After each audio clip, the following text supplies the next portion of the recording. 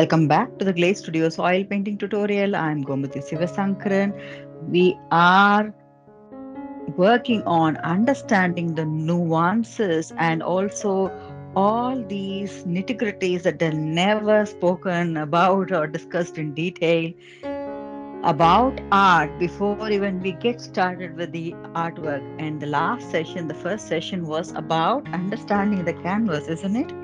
So, this session, we want to understand more about other materials that we are using. And let me just, tell you upfront that we are going to cover some basic elements of, oil painting and all the materials that are used here. It doesn't mean that this is the stopping point. I want you to think of it as a starting point and figure out more elements that you could use as well. So that's the whole plan. So I'm going to share with you all the materials that you use and how I use them also and why. Yeah. So let's quickly jump into the session, and I am pushing this camera to the front, even though we're not going to be painting something right away, but we are going to use this to look at all the materials. Yes. So, yeah, to begin with, let's look at oil painting colors. So isn't that an interesting thing to look at? Oh, there's so many colors that we are using, and good. All right. So we are going to look at oil colors, and you might have already used oil colors, and maybe that's also why you are into this. And I assume that you have experimented a little bit with oil colors. What I suggest that you start working on, especially when you are coming into this, space of understanding professional, oil painting and so on, is that you end up using a little more of oil colors. And it's good that you settle down with a 37 milliliters tubes at least, to start with. And with respect to brands, I am someone who has experimented so many brands here. So I'm going to share my thoughts on the same while I also tell you the colors that I will use. Most important, I will definitely introduce you to titanium white. Yeah, and you see the brand name as Winsor and Newton. This is one brand that I have, to be honest, I have recently started working. I think in over the last 1.5 year, and I am totally liking it. And I understand that this is a very also a brand that is really suggested by many professionals around this oil painting, or even other forms of artwork. So we talk about titanium white. That is going to be one of the key colors that I will use. And you see that this tube is 200 ml. I I tend to use a lot of titanium white, and I will not be surprised if you if you do so as well, because I think we kind of use white fluidly to mix so many colors. So 200 ml is a good idea to pick up. Yeah, it's a good size to pick up, to work on. Yes. So that's one key color. Let's look at the ground colors. You will often see me using yellow ochre. Again, it's Winsor and Newton blend. Vermilion, and you might get tired of seeing me use these colors more and more. And right now, I'm also showing you another brand here. This brand is called Mimeri, and it's an Italian brand. And Mimeri's Classico is very good. I have I in fact 5 6 years ago I stumbled upon it. I think 6 years ago stumbled upon it, and I started working with it, and I'm still so happy with it. So I still have quite a bit of classico, my Mary brand items with me. This is also something that I like. This is from Italy. Yeah. um, so these two colors I introduced. You will see me using sky blue. That is also a Classico brand that I have. Um, okay, I need to, yes. Green earth is also a basic color that I will be using. I'm just starting to push things around here so I could show you more colors that I will be using.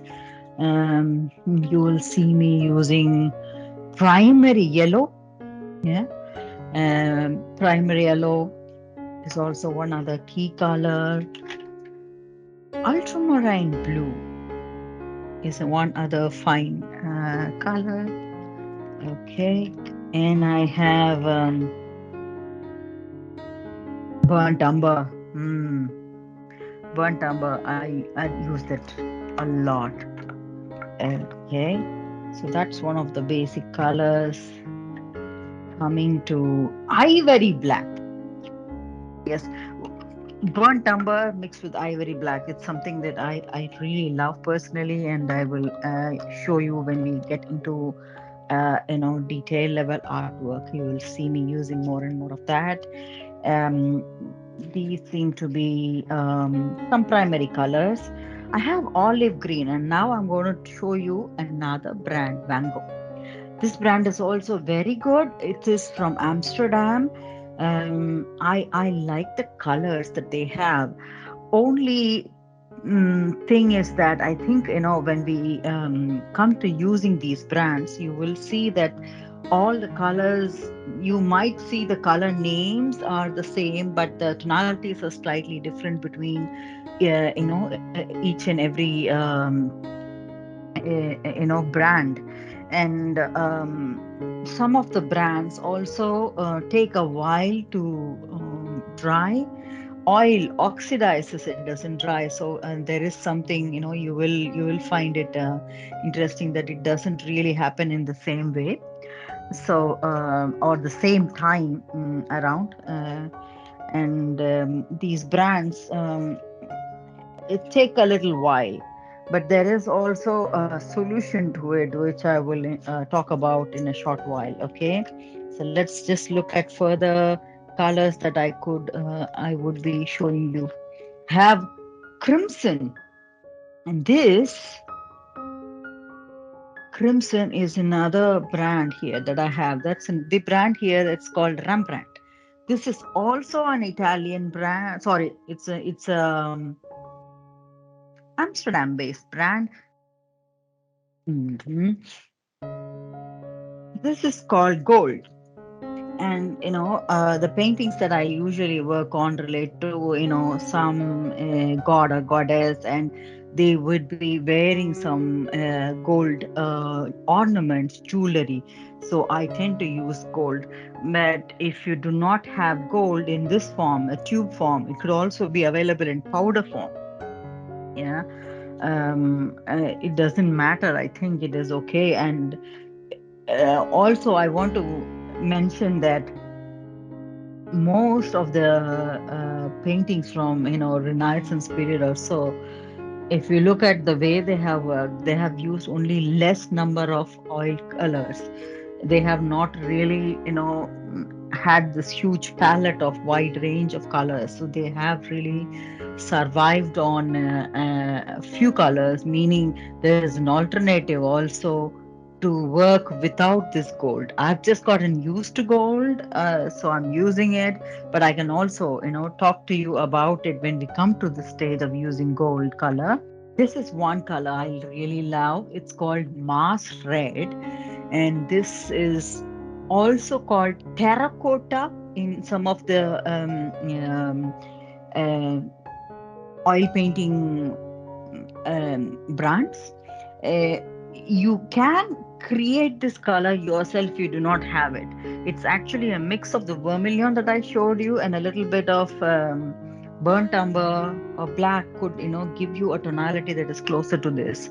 So it's not that you must have it, but yeah, if you have it, it is great. um, and then I'm seeing if there is anything else that I would go into. I do have a permanent violet with me.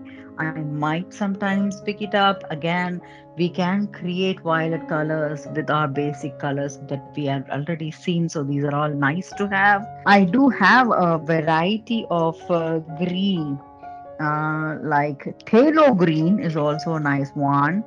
I have cinnabar green deep, that's also a nice one. So doesn't matter. These greens again can be recreated with the basic green that you might have. If you have leaf green or olive green, we could play around and recreate this. If you mix ultramarine blue, yeah, we could recreate it. So do not be struck up on it if you think, oh, I need to buy this or what to start with these paintings. um Looking for one other color range that I usually use. It's called cadmium orange. Yeah, cadmium orange is also a good color.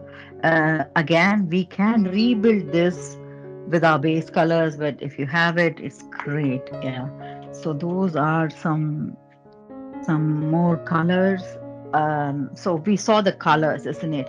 Just before we move on to another element of it, these oil colors definitely need a medium to mix, isn't it? So the medium that I usually use is called cold pressed raw linseed oil. It's written in Danish language here, but it's the same. Yeah, cold pressed raw linseed oil, and this is the natural oil that I use. I don't try to use any other mediums. You will see me using this only. There is a advantage. There is also a disadvantage. This is raw and it doesn't have any strong odor. It is safe to work with, and it can be, safely mixed with these colors appropriately to create the kind of, impression that you want to create. One thing is that it will take a while to dry or oxidize. It's natural process, so it will take a while to dry. If you are okay with it, then it doesn't really cause a huge challenge. But if you are somebody that is really, onto time and want a faster drying medium, there are faster drying mediums that are available. When you go into, such art supply shops, when you ask them, they will give you faster drying mediums also. I do not have them deliberately in my studio. The reason is simple. For me, the order is important, and if it is really strong smelling, it's hard for me to, continue painting. I'm breathing it, I'm sitting close to it. So I have to be comfortable. So for that sake, I have given up on faster drying mediums and just learned the game of working with this nature. um, but then what I do is that I work on 4 to 5 paintings at the same time, so it doesn't feel like I'm struck. So I'm working on something here and then I'm moving to the other thing here while this dries and third thing is coming up.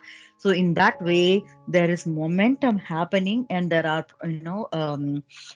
paintings getting completed, and I can plan things accordingly. So I have really learned to work around with this kind of slow process. Yeah. And this is something I think you will also have to take a decision based on few other things as well. First of all, your health is the top priority. If you are really, in a way concerned about what you are, smelling, and you are sensitive to smells or have asthma or lung disorders or such, then yeah, stick to something natural. If you, on the other hand, are saying that I have a large studio, I don't have any issues with the smell. I can manage. I have a large studio, good ventilation, and I could take this risk. Then you could, yeah, try this. I would say try a small little bottle of, faster drying medium and see how things react. How are you reacting as a person? Otherwise, it's not just going to help. You can continue painting on the same day and be done with it. So that's the level of speed that you could expect to work with. I always prefer to work with something really on the natural side. Yeah, so that's one of my thing. That's why you see me having only these. I have larger bottles and then smaller ones also, depending upon the need, but I tend to use only less of them. And you will see me most of the time having a couple of good old tin lids around where I pour. So we don't use too much of it. The bottle that you see, it's not that I use the bottle for one painting. That's been bought, I think, years ago, and it goes on and on and on. So I pour a little bit only here on a tin lid. Yeah. So there's a tin lid that's also coming up. Yeah. So we saw the paints and we saw the painting medium. Palette, yeah. There are. I prefer that you do not use anything plastic as much as possible, because you don't know what the chemical is and how is it reacting and responding. So try to avoid the plastic palette as such. Glass palette is excellent so that you can see through the colors and so on. I have a butterfinger. I tend to drop things over. So for me, I have a use and throw palette like this. I have used this palette. Once this is totally, fully done and I don't need any more of this, I don't have space anymore, then I can just tear it off and like a paper. So I can tear it off and throw it away and continue. So it's got some of these, pages. So it goes on. Yeah. So this is the palette that I use. And I do have tissue papers around to clean up all the time. Old cloth is always around me somewhere. It's sitting somewhere yeah, on this studio, so that if I drop something really heavy and a lot of things fall around, then there is something to wipe off the floor. um, Make sure that you don't have a carpet, or you have a costly carpet, and it's a difficult thing to protect. So try to have something on top of it to protect, even though you're going to be painting on top of the canvas. There is yeah, always that risk that you will face. Yes, that's one thing. So we looked at these. Then earbuds, you will be surprised. These are really tiny, tiny, tiny. I don't use them for the ones that I use for painting, which is cleaning up only tiny, tiny pieces or tiny parts of the painting. Earbuds really come handy. So do not underestimate their need. So have them around. And some of the measuring equipments. Um, um, Let me show you. There is a measuring tape that I have. There is um,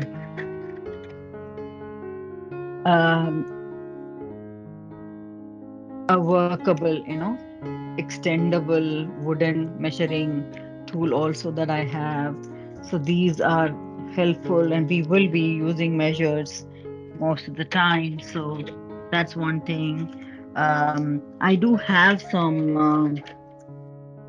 of these paper clips, stronger paper clips around, so that when I take some references or when I need something, then it's helpful to have. I have some of them around. And all these are okay. And I do use magnifying glass as well. So sometimes it's hard for us to check certain things, so you will see me using that also. So these are key elements that I use, um, aside from the painting brushes themselves. Okay, I'm going to also show you some painting brushes. So these are all store bought brushes. Okay, um, and no particular brand in mind. I just use store bought brushes. I have learned the way of cleaning them nicely, so I maintain this brushes. So this is, I think it's the cheapest that you could find, 3 to 4 pieces. But if you are going for something really big, 10 to 15 pieces, then you could buy something like this that is having a lot of brushes, a lot of ranges. These are round brushes, I guess. This is the round brush set here, and I do have a flat brush set. It's not that I'm going to use everything, but it's just that the these are synthetic brushes, soft bristled synthetic brushes. Aside from that, um, for do not think that we need all of this. Yeah, for a painting of this size, maybe we will not use all of this, but you will use some of this. Yeah, sometimes, especially when you come into the details, you will just end up using brush numbers 0, 1, 2, 3, or 4, and that's the maximum that you will go, and you will be not using too many of these brushes, the bigger ones. So do not invest too much in it. I'll show you when you are coming to the process of painting how to clean the brushes. Yeah. So that's about the brushes that I use. And also, aside from these brushes, you will see me using a micro brush. That is one of the costliest brushes that I have. It's only one of them because others are all, just store-bought brushes. I use a Princeton brand. I do not see it right away in my hand, but then, yeah, uh, I I use store-bought brushes that are brush number 0 most of the time. Yeah, like this. And this itself is good enough for me most of the time. But some minor details, it helps to have a micro brush around. So if you are having a store-bought brush that is 0 size and you're comfortable with it, that is fine. Micro brushes are even more thinner, really having 4 to 5 hair strands only. That's it. Otherwise, it's all, it is all the same. um, I think these are all about the basic materials, and whatever you see, all these things are placed in a IKEA stand. I'm going to just move the view here so you get to see a little more of what is here. Yeah. So this is a IKEA stand that I have, and so that's how it looks. Oh, it's so messy. Yes, but that's how it looks. And I like it this way that it's easier to handle. No pressure. In terms of the stand that I have, it doesn't have a wheel. Also, it's a stand that is not so heavy, and it can be. And I used to move things, move my canvases up and down, but it can stand. It can hold heavier canvases mounted on wooden frames as well, and it's a good old one that I use. But paintings of these size that we are going to be working on the upcoming tutorials, you will see that these can be managed also placing on a smaller stand.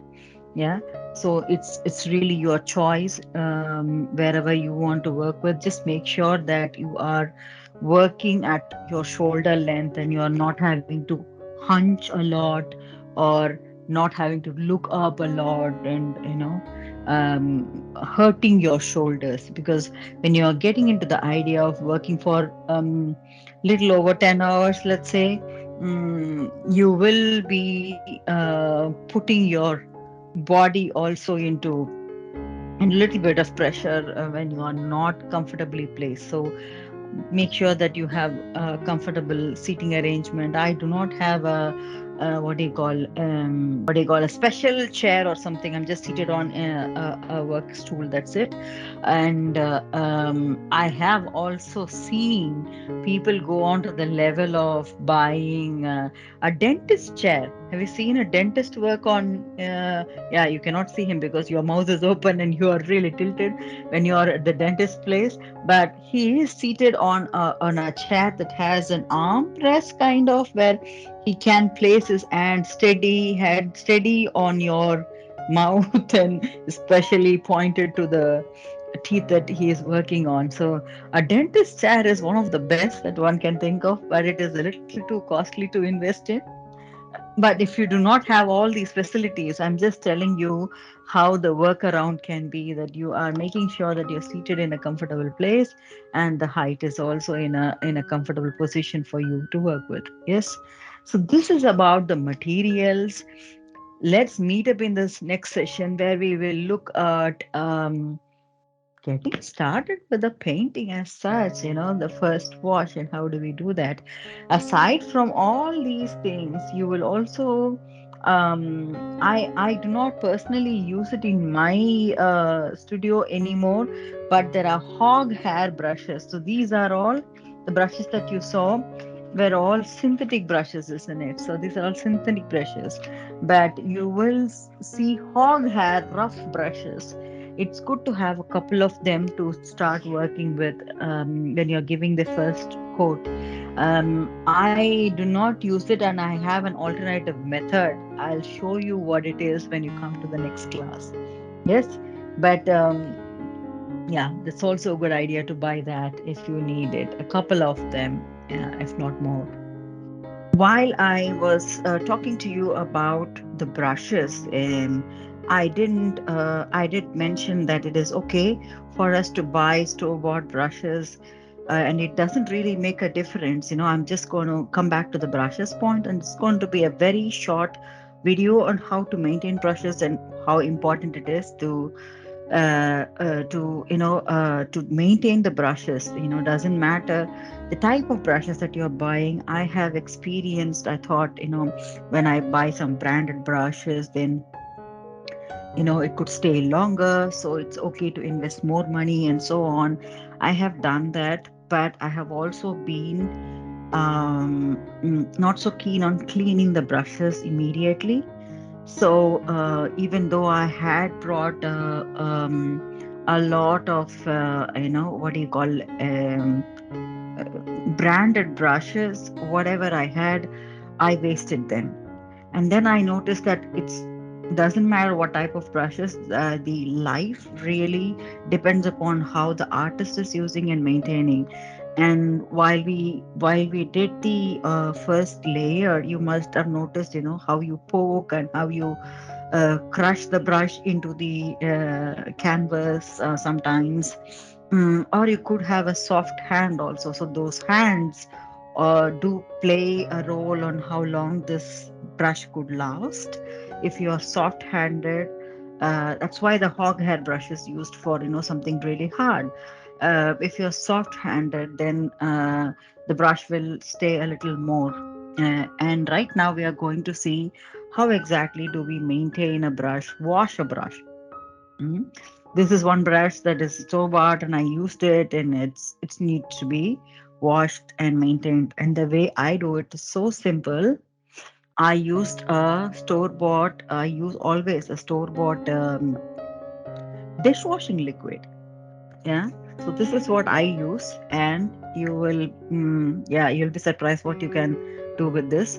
And I use a what do you call, a used jar like this, glass jar like this. It could be a marmalade or what do you call, yeah, a jam jar. Um, that is used, and you could if you see how much I have poured in, it's just that much, and that is enough, and without water. So without water, this is oil, so it's just this liquid, and without water, I'm just, I think you can see from the back of it how things are, colors are changing. So this is what is happening to the color here when I do this. And when I have done this enough, within a minute or so, I see that the brush is really, now blended well with this cleaning liquid, every single hair of it. and this is ready to be washed. I use warm water to wash and then cold water to rinse again, just like the way we maintain our hair. If we do this immediately after, or at least within 24 hours after we have used these brushes, the life of the brushes could increase, and that thereby you could enjoy using the same brush, even though it is maybe cheap. Enjoy using it for many uh, uh, paintings that you are doing. So this is the simple effective technique. There are other methods to do this. You can wash with turpentine oil instead of having this like this, pouring the dishwashing liquid. The alternative could be that you are having turpentine oil in your in one bottle like this, and then the moment you are done with painting, you throw the brush into that turpentine oil and then wash that, rinse that later. That is also another way. There are cleaning liquids available um, that are definitely slightly stronger. Even turpentine is a stronger smell. Again, the same point when it comes to smell, you'll have to just look at what is good for you, and do you have a space enough to make sure that the room or the studio is fully ventilated and you are able to do this um, effectively without hurting yourself in any way. So that's the basic logic to look at. And for many reasons, this seemed to be, this is something that I use to wash my dishes. So this is as good as anything, and the smell isn't so strong, and this is easier for me to do the moment I'm done with my painting and I wash all my brushes. And I have been able to save my brushes for many artworks to work with. So even the ones, even though for the new series I have opened up new set of brushes, I still have a lot of old brushes that are really good enough I could still continue using.